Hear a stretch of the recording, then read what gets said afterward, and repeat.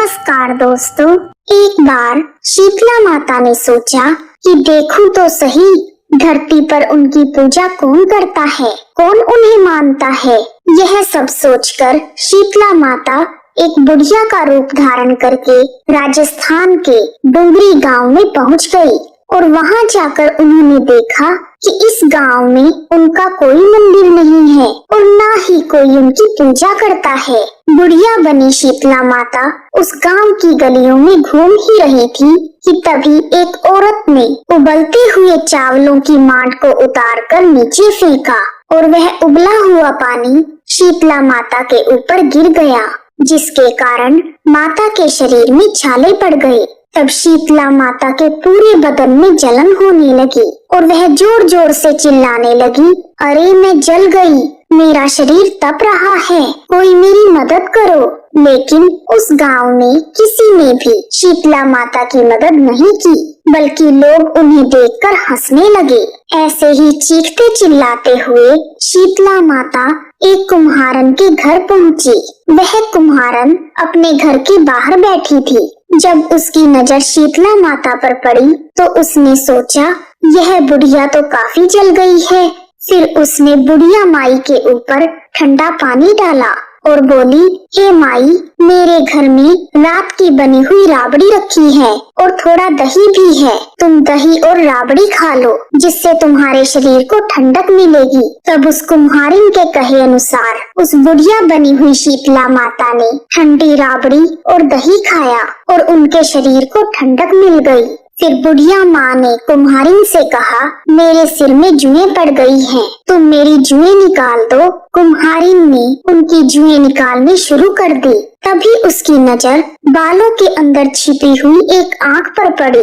बुढ़िया माँ के बालों में छिपी हुई आंख को देखकर कुम्हारिन डर के मारे भागने लगी। तब शीतला माता ने उसे रोकते हुए कहा, रुक जा बेटी, तू डर मत, मैं कोई भूत प्रेत नहीं हूँ, मैं शीतला माता हूँ। मैं तो धरती पर यह देखने आई थी कि मुझे कौन मानता है, कौन मेरी पूजा करता है। इतना कहकर शीतला माता अपने असली रूप में प्रकट हो गई। शीतला माता के दर्शन करने के बाद कुम्हारिन सोचने लगी, मैं गरीब माता को कहाँ पर बिठाऊं। उसने शीतला माता से कहा, मेरे घर में आपको बैठाने के लिए जगह नहीं है, मैं आपकी सेवा कैसे करूं। शीतला माता कुम्हारिन की सादगी पर बहुत प्रसन्न हुई और उसके घर में खड़े हुए गधे पर बैठ गई। तब शीतला माता ने एक हाथ में झाड़ू और दूसरे हाथ में डलिया लेकर कुम्हारिन के घर की दरिद्रता को झाड़ दिया और उसे कहा,